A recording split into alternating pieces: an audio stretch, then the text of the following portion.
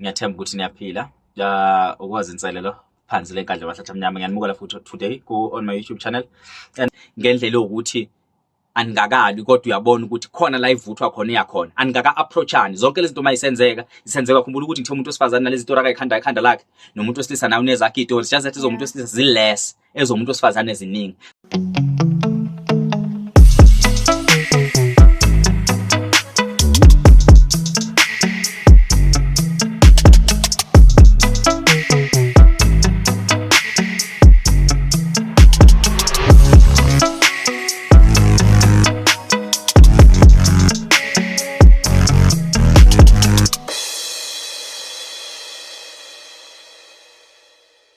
So zonke lezi zinto molokhu uzikhanda lezo stories kuledela ku stage 4 noma ku phase 4, which is phase 4.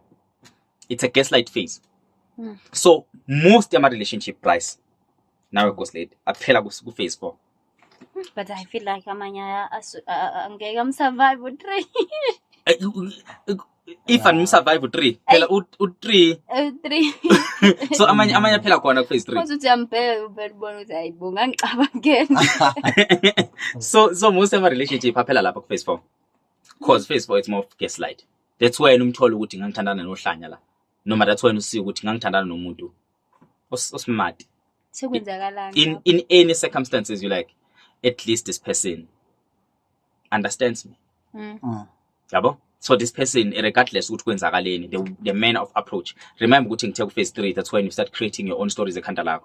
It's when you start having izinto zenu nangihlukana kwenu ukuthi even nangabe umuntu wakhe akayili kuyojola, mhlawumbe usephindele kubangani bakhe and he starts or she start doing izinto ezimjabulisayo nangaphakathi enhlizweni yakhe. So ku stage 4 it's when you start addressing these things.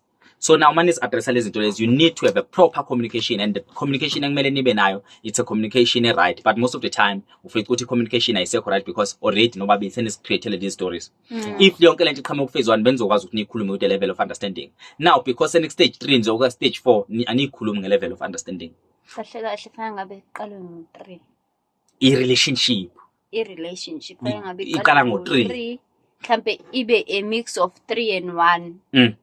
Nithi nikhuluma uthi uwena ubukhuluma iqiniso, but you guys have the highest level of understanding because of you living in this world. No two. We honeymoon. So it's more like nongabusha into ebhlungu kanjani, nongabusha into engahlali kahle kanjani kumuntu wakho, but uzok understand and lonto izobisiza because in a long run ngeke saqhamuka umunye umuntu akangam akangakazi understand. Yes. So now ufika ukuthi message ampi lapha ku phase 4. Is phase 4 it's more of a cheating phase. Okay. It's when you fighting over little things. So each and everything enikhuluma ngayo zonke. So you start now insulting each other. So nongabe ngikhuluma nawe ngisawakhetha amagama ami.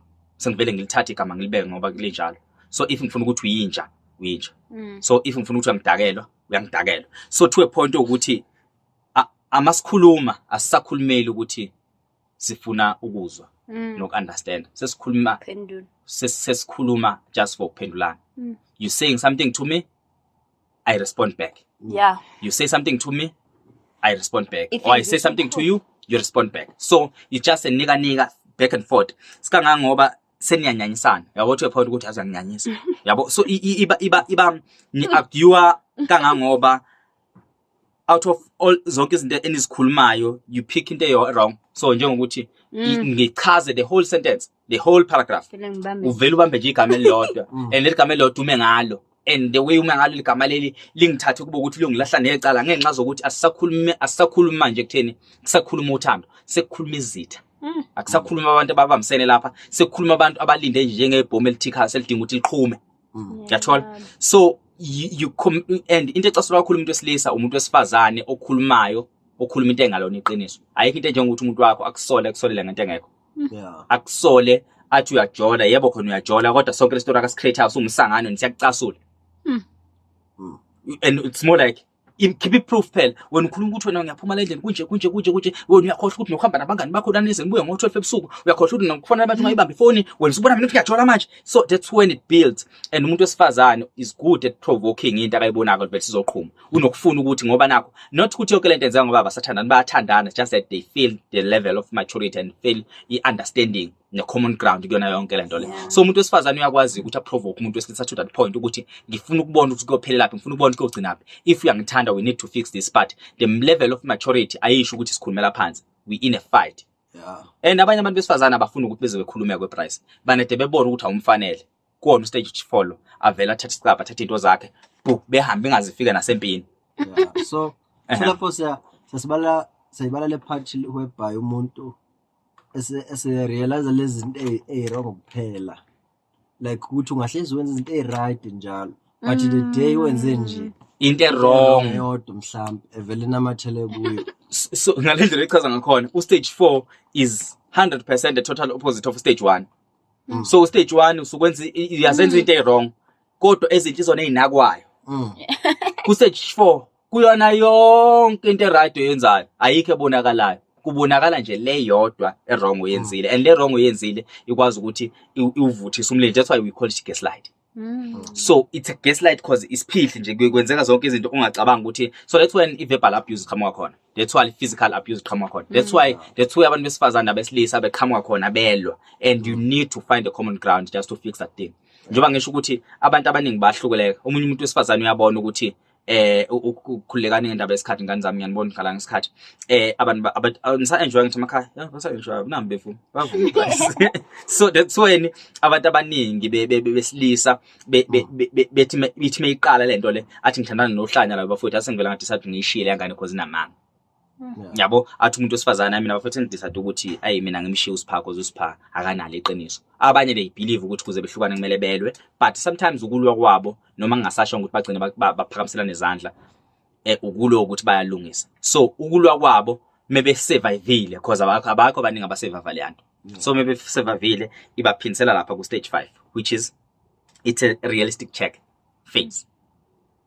So a realistic check phase ningakhuluma nilwe nenze zonke lento. So it's more like you start now understanding each other. It's more of we learn about each other's mistake. So I know your mistakes, you know my mistakes. I know your downfalls, you know mine. So it's more of a situation where la ekukuthi wena Bryce awuyithanda ingane zami as umuntu wesifazane, I know ukuthi wena awuyithanda ingane and angidingi ukuthi ngiyifunze ebusweni bakho. It's where you understand ukuthi umuntu wakho wesifazane kahle kahle uthanda amadoda, and abantu bexake ukuthi uthandana kanjani nomuntu uthanda amadoda kanti wena nibe ne level of understanding wathi wami ngiyamthanda khona enjalo ethanda amadoda enjalo. Ufica umuntu wesifazane ubekezele umuntu wesilisa akamazi ukuthi nama habits athile, bezibuza abantu ukuthi usibani bani umbekezelela kanjani usibani bani. Kanti now the relationship yabo it's starting now to settle, yangithola. So when they settling down, they now knowing iqiniso ngomunye leliqiniso mhlawumbe kwamele belikhulume ku phase 1. So besaqala, so now ufika ukuthi yonke lento bisilwisa bengameli isilwisa. Besilwisa indaba yebhola ukuthi ngithanda ukubuka ibhola. No baby, you can always go ukuyobuka ibhola. Ufika ukuthi now sengivumelekile ukuthi ngihambe nango 8 ebusuku ngiyobuka ibhola. Ufika ukuthi now sekuyaziwa mina ukuthi ngiyahlaba vele ngiyaphuza. Ubheke wami nokungithengela utshwala bulethela endlini. Utshwala lo kade kusixabanisa. Buthenga ubekela endlini ngibuhlaba utshwala bami. Uyathola? Senine but then senine common understanding and a common ground. Yeah. Uthola ukuthi umuntu okade elwisa omunye umuntu wesilisa elwisa umuntu wesifazane indaba kaTshwala. Yeah. But because sebe common understanding and sebevumelene sebe we common ground, sebeyazi ukuthi no baby, you're not allowed ukuthi uhambe uye clubbing. So rather nansi engasebenzela ukuthi utshwala uphuzele endlini. Sekunokuthi baby rather ukuphuma uhambe mhlambe namajita niyobuka ibhola, rather amajita weze nizophuma endlini awu cook ngenze yonke into, usipheka ipapa inyama whatever, sibe ne braai le endlini, you know, on some days mhlambe. Yes, so it's more like ukuthi happy wami umuntu wesilisa usho umuntu wesifazane happy wami ngiyakwazi ukuthi ibhemile isinefu, but ngicela ungasibhemi phela phambi kwabazali bami. Sibhemi isinefu sakho usigcine khona endlini. Awufuni amajita athanda abantu abhemi inefu, and manje desingabajita understand ukuthi thana kanjani umuntu wakho ubhemi isinefu because umuntu wakho understand ngicela ngiyacela ukuthi into yakho uthi wait on peace. Uthi bami mostly isinefu sakho ngicela usihloniphe. Ngono uthi nje uyabona mase ungavejana usibheme nje naphambi ufika ukuthi umuntu hey baby ngiyazi ukuthi unenkinga ukuthanda amadoda, And manje the way wathanda khona amadoda kwesinye isikhathi mina njengendoda lokho kungenza ukuthi ngibe weak phambi kwabafowethu. So ngiyacela ukuthi nongabeke kuyakwenza. Ngicela ungangenzi ihlazo. Enza into yakho ngendlela yakho but enza sure ukuthi abekho abantu abaziyo. Ufica ukuthi umfazi wakho sinokukutshela ukuthi uyajola. Kodwa singaboni ushintsho singaboni inqumo oyithathayo because ukhetha ukusticka naye ngaphezulu kuba kuthi uyajola because sikutshela vele into oyaziyo ngaye but ngoba uyamthanda and niya understandana nina nothi ukuthi how do you deal nale situation okwenu nobabili. So kunezinye izinto lapha ku realistic check enizixoxayo nina no2 uhlale kuzona ngoba usuwazi ukuthi ngihlaleleni. Yabo, so it's more like you ticking boxes, you like ethi mina ngithanda ukuthi nokuthi mina nje I don't think ngahlala umuntu wami mengijolela but kunomunye umuntu wesilisa othini mfowethu makuthiwa sesinengane ezu2 makuthiwa senginengane makuthiwa sengilobolile mina noma bengilobolile noma ngebenzeni akusho ukuthi ngingahlala but inabantu abanakho lokho. So ukuthi umuntu wakhe wesifazane mesho ukuthi mina bhebe wami ngenza iphutha axoleleke. Yabo, so the realistic check fethu it's when uhleli wazi ukuhlaleleni uyamazi umuntu wakho in and out noma bengaqhamuka omunye umuntu umfowethu akutshela ukuthi intombi yakho yenzani like mfowethu hey nyamazi hey relaxa unokuthi babazise uyixoxele kabi ukuthi umuntu wakho uyajola lokho ithi ha ngathi yazi ngathi babaziyazi. So basically so it's when we're making our sacrifices. So just that sacrifice you get to be free and be yours uba uwe for the first time in a relationship. Uba uwe in a way ukuthi akekho umuntu ongakwazi uthangena phakathi kwenu at that moment ngenxa zokuthi aninali iphutha eliyiphutha elingavelile. But that doesn't mean ukuthi mase nilungiselela you don't go back to stage 4 because if nikhulume la ngaqeda usazoqhamuka ku stage 4. So it's more of you can always fall back if anibe matured nikhule nephambili. But if niyakhula niyaphambili and you stick to the truth and akukho kusho ukuqhamuka ungamaphutha in that relationship, that's when you reach a perfect choice phase. So a perfect choice phase it's more of umuntu uyasho ukuthi lona umuntu wami and umuntu wami nongabe kuthiwa urepile ngoba mina ngazi yena hayi le ntombazana imsukelile akarephanga. Uma ngifica intombi yami ilwa nomuntu lo muntu yena osukela intombi yami yena osukela umfazi wami akasukeli umuntu. Uma ngizwa kuthiwa isoka lami noma umyeni wami ngizwa kuthulale nentombazana emsebenzini before ngizothetha isoka lami ngiqale ngibuke le ntombazana kuthulale nayo mase ngibona ukuthi vele umuntu wami uyayithanda into eqoke iqephe lengane yona vele imlingile umuntu wami because uyawathanda amathanga amhlophe. So okay vele uyayithanda ingane encane but manje uyafika umakoti wakho ufica isigogwane uvela athi ubaba kabana ngeke adile negogwane engane namanga. So you find a solution before even you discuss and talk to each other. Mhlawumbe nokunaka abafowethu ufica ukuthi umuntu wesilisa urepile and ufica umuntu wesifazane uyamsupport umuntu wakhe and siyibuza ukuthi lo muntu wesifazane umsupporta kanjani lo muntu ukuthi urepile. Akasupport ukuthi umsupporta ngenxa zokuthi uvumelana nokuthi urepile but umsupporta ngenxa zokuthi yena understand umyeni wakho wazi umyeni wakho ukudlula wonke umuntu.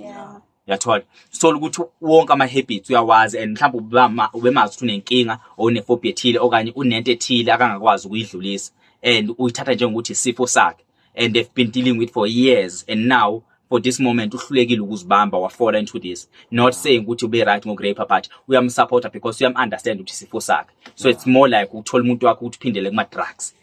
So ukuthi uphindele kuma-drugs that doesn't mean ukuthi na umlahle. So wonke umuntu ufika ukuthi uyamlwisa but umuntu wami bhebe wami ulwile nale nkinga yakho for 20 years sindawonye but why did you fall for drugs? And for the fact ukuthi uwile kuma-drugs after 20 years, that doesn't mean I have to support you because they've been together for isikhathi eside. So the perfect choice, it's a choice where you like ngilele ngivusa ukuthi ubani umuntu wakho ngivele ngithi uthandeka because vele uthandeka owani uyayithola. So it's perfect choice, it's more of a choice you make and then we'll talk about it when you topic masiqhubeka ngendlela. So for now those are the phases bengifuna ukwanqamulela nje ngwabeke ngwasummarize and then I hope ngolunye usuku I'll get a chance ukuthi ngijule ngithi deep into those choices and to a point ukuthi a perfect choice it's more of uthando kusukela ngasekho in a relationship but senithandana ukuthi ngithathe isinqumo.